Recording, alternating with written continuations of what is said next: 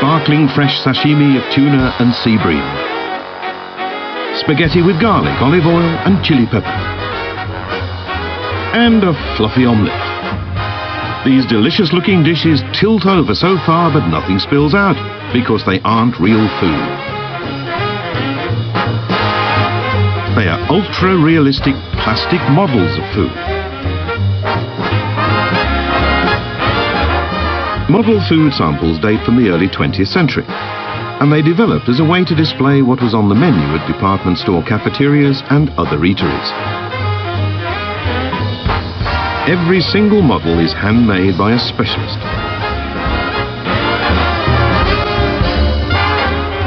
A highly realistic appearance makes them popular souvenirs with foreign tourists.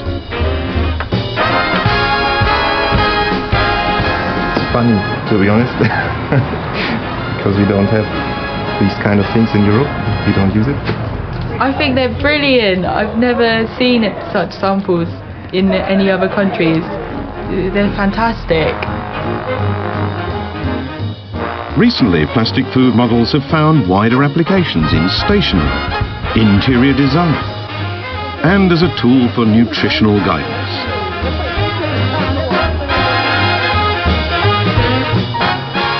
On this edition of Begin Japanology, our theme is plastic food samples. We'll learn why they were created in the first place and how they developed as an element of Japanese culture.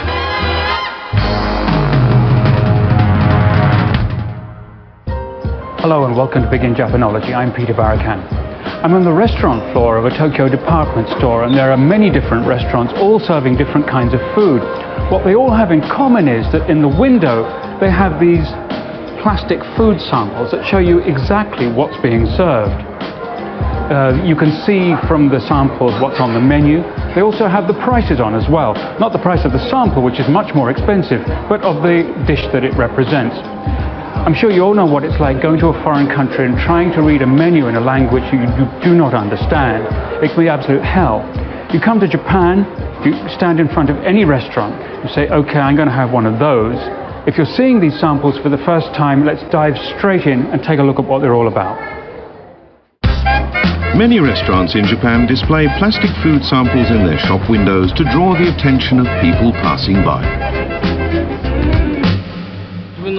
They make it easy for a potential customer walking by to see what we serve. And the other thing is they help a customer to visualize the dishes and decide what to order. Plastic food samples provide information about the menu in a visual form. It's vital for them to communicate clear information about the ingredients, serving size and flavor. What do diners think of these models? It's easier to visualize the food than just reading off a menu. I think the plastic samples make it easier to choose. That's how I feel. The plastic food samples let me know what a restaurant is like inside. Many diners make a decision about which restaurant to eat in based on plastic food samples. The samples inspire confidence in what will be served. These models are detailed and accurate reproductions of real food. In the early years they were made of wax, but now they're mostly made of plastic. And most models are made to order, since the quantity and presentation even of the same dish varies from one restaurant to the next.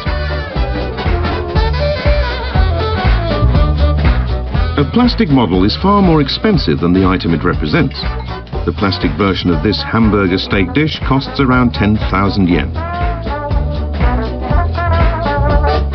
Plastic food samples serve not just to introduce the menu, but to draw customers in. They employ various clever, eye-catching design features.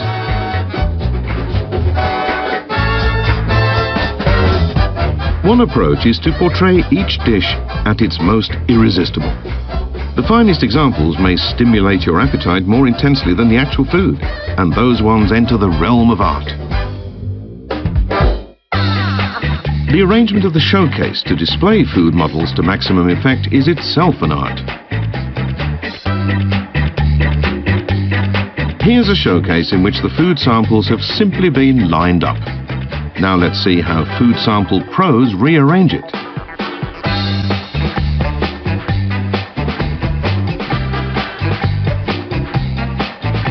20 minutes later, notice how much easier it is now to see what is available. First of all, colourful drinks and parfaits are easy to spot from a distance, so we put them on the top shelf. And then we group the menu items according to cuisine. Put Japanese dishes all together, Chinese dishes all together, Western-style dishes all together, and so on and so forth.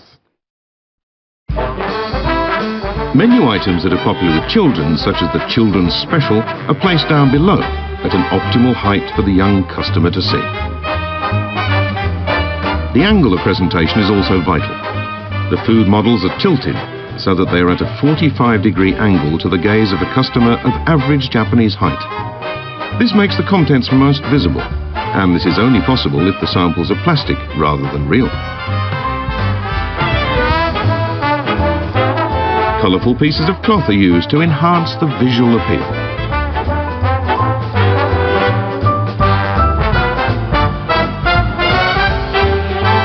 In the industry, they say that the right arrangement can boost sales by 20 to 40%. Serving as both menu and advertisement, plastic food samples are an everyday sight in today's Japan.